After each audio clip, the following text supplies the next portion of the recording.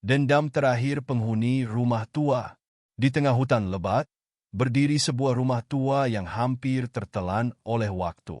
Rumah itu terbuat dari kayu yang sudah lapuk, dengan jendela-jendela yang pecah dan pintu depan yang menggantung miring. Konon, rumah itu dihuni oleh keluarga kaya raya pada awal abad ke-20. Namun, tragedi yang menyelimuti keluarga tersebut membuatnya kosong selama puluhan tahun. Penduduk desa percaya bahwa rumah itu dihuni oleh arwah penasaran yang tidak pernah bisa beristirahat dengan tenang. Malam itu, kabut tebal menyelimuti rumah tua. Angin membawa suara lirih yang terdengar seperti tangisan.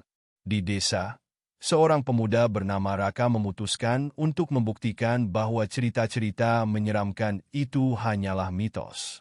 Dengan membawa kamera dan senter, ia melangkah ke dalam gelap, mendekati rumah tua tersebut.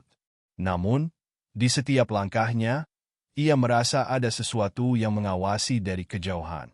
Saat Raka membuka pintu rumah, suara berderit yang nyaring membuat bulu kuduknya meremang.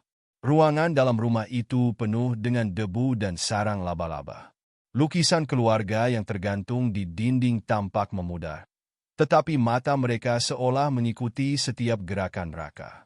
Ia menyalakan kameranya, berusaha merekam bukti bahwa tempat itu hanyalah bangunan tua tanpa penghuni.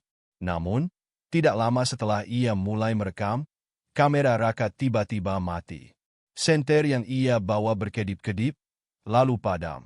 Dalam kegelapan total, ia mendengar suara langkah kaki mendekat. "Siapa di sana?" tanyanya dengan suara gemetar. Tidak ada jawaban, hanya keheningan yang menekan, hingga suara tawa kecil terdengar dari lantai atas. Raka merasa jantungnya berdetak kencang. Ia mencoba menyalakan senter, tetapi sia-sia. Dengan tangan gemetar, ia meraba-raba menuju tangga yang berderak di bawah langkahnya. Tawa itu berubah menjadi isakan, semakin jelas saat ia mendekati sebuah kamar di ujung lorong. Pintu kamar itu terbuka perlahan, seolah mengundangnya masuk. Di dalam kamar, ia menemukan sebuah kotak kayu kecil di atas meja. Kotak itu terkunci, tetapi Raka merasa ada sesuatu yang memanggilnya untuk membuka kunci tersebut. Ia melihat ke sekeliling ruangan dan menemukan kunci kecil yang tersembunyi di balik bingkai foto. Begitu kotak itu terbuka, ia menemukan sebuah buku harian usang dengan tinta yang mulai memudar. Buku harian itu milik seorang gadis bernama Amara, yang tinggal di rumah tersebut pada tahun 1920-an. Dalam tulisannya, Amara menceritakan kehidupannya yang penuh tekanan akibat ayahnya yang kejam dan ibunya yang pasif. Ia menulis tentang impiannya melarikan diri dan hidup bebas, tetapi ia terjebak dalam mimpi buruk yang tak pernah berakhir. Halaman-halaman buku itu penuh dengan curahan hati Amara, hingga tiba pada bagian yang menceritakan tragedi kelam. Amara menulis bahwa suatu malam, ia memutuskan untuk melarikan diri bersama adiknya. Namun, ayah mereka mengetahui rencana itu dan mengunci mereka di kamar bawah tanah. Di sana, Amara menyaksikan adiknya meregang nyawa karena kelaparan. Air mata mengalir di pipi Raka saat ia membaca tulisan terakhir Amara. "Jika aku tidak bisa keluar dari sini hidup-hidup, aku akan memastikan ayah juga tidak bisa tidur tenang." Tulisan itu diakhiri dengan noda darah yang memudar. Saat itu juga, Raka merasakan suhu ruangan menurun drastis, dan bau anyir darah memenuhi udara. Tiba-tiba, pintu kamar tertutup dengan keras, dan suara langkah kaki berlari memenuhi lorong. Raka merasa ketakutan tetapi juga tergerak untuk mengetahui kebenaran. Ia mencoba membuka pintu, tetapi pintu itu tidak bergeming. Dari balik pintu, suara seorang perempuan terdengar berbisik, "Tolong aku." Suara itu penuh dengan penderitaan. Dengan segenap tenaga, Raka mendorong pintu hingga terbuka. Lorong yang tadinya kosong kini dipenuhi bayangan-bayangan samar yang bergerak. Ia mengikuti suara isakan yang membimbingnya ke sebuah pintu yang tersembunyi di balik lemari tua. Setelah berhasil membuka pintu itu, ia menemukan tangga yang mengarah ke bawah tanah. Di bawah tanah, Ruangan itu gelap dan lembab, dengan dinding yang penuh coretan tangan kecil. Di sudut ruangan, ia melihat dua kerangka manusia, satu besar dan satu kecil, dengan rantai yang masih melilit tulang-tulang mereka. Raka merasa mual, tetapi ia mendekati kerangka itu untuk melihat lebih jelas. Saat ia menyentuh rantai itu, suara jeritan memenuhi ruangan. Sosok perempuan dengan wajah pucat dan mata penuh kebencian muncul di depannya. "Mengapa kau ke sini?" tanyanya dengan suara dingin. Raka mencoba menjelaskan bahwa ia ingin membantu, tetapi sosok itu mendekatinya dengan cepat. Amara, atau arwah yang mengaku sebagai dirinya, menunjukkan kilasan-kilasan masa lalu kepada Raka. Ia melihat bagaimana ayah Amara menyiksa mereka tanpa ampun, bagaimana ibu mereka hanya diam dan menangis, dan bagaimana Amara akhirnya membunuh ayahnya dengan memanfaatkan racun tikus yang ia temukan di dapur. Namun, pembalasan Amara tidak membuatnya bebas. Setelah membunuh ayahnya, ia ditangkap oleh polisi yang tidak percaya bahwa ia melakukannya untuk bertahan hidup. Ia dihukum gantung di usia yang sangat muda, sementara ibunya mati karena bunuh diri beberapa hari kemudian. Arwah Amara tidak pernah tenang karena ia merasa masih ada dendam yang belum terbalas. Raka merasa simpati kepada Amara, tetapi ia juga tahu bahwa arwah itu telah berubah menjadi sesuatu yang berbahaya. "Aku bisa membantumu menemukan kedamaian," kata Raka dengan suara penuh keberanian.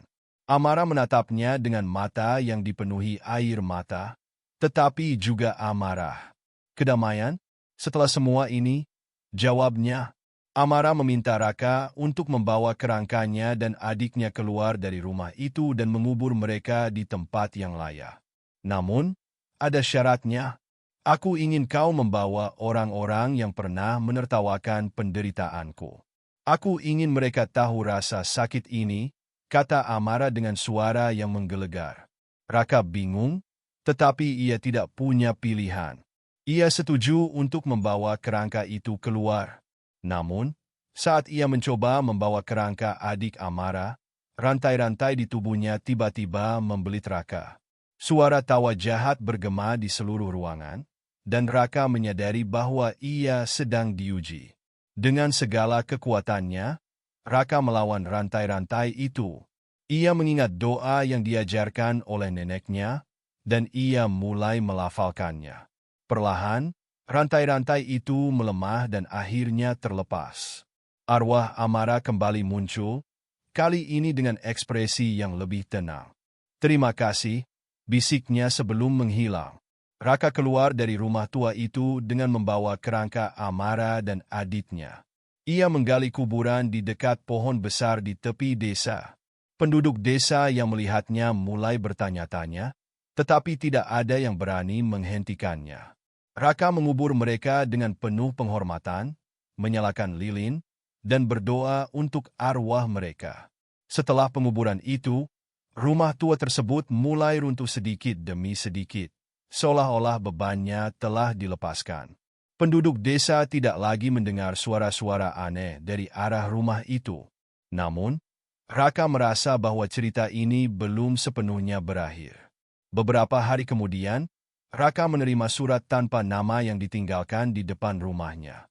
Surat itu berisi ucapan terima kasih dari Amara, tetapi juga sebuah peringatan. "Dendamku telah berakhir, tetapi jangan pernah lupa bahwa kejahatan manusia dapat menciptakan monster yang abadi." Raka tidak bisa melupakan pengalaman itu. Ia mulai melakukan penelitian tentang keluarga Amara dan menemukan bahwa beberapa keturunan dari keluarga itu masih hidup, membawa trauma yang diwariskan dari generasi ke generasi. Ia bertekad untuk membantu mereka menemukan kedamaian, meskipun itu berarti harus menghadapi bahaya lagi. Selama berbulan-bulan, Raka mendengar bisikan-bisikan aneh di malam hari. Ia merasa Amara masih mengawasinya, memastikan bahwa ia menepati janjinya. Meskipun takut, Raka merasa memiliki tanggung jawab untuk menutup bab terakhir dari kisah tragis keluarga itu. Pada akhirnya, Raka menyadari bahwa dendam bukanlah sesuatu yang bisa diselesaikan dengan kematian atau kekerasan. Itu adalah luka yang perlu penyembuhan, tidak hanya bagi arwah seperti Amara, tetapi juga bagi manusia yang masih hidup. Dengan hati yang berat tetapi penuh tekad, ia melangkah ke depan, membawa kisah Amara sebagai pengingat bahwa bahkan di tengah kegelapan, masih ada harapan untuk memulai kembali.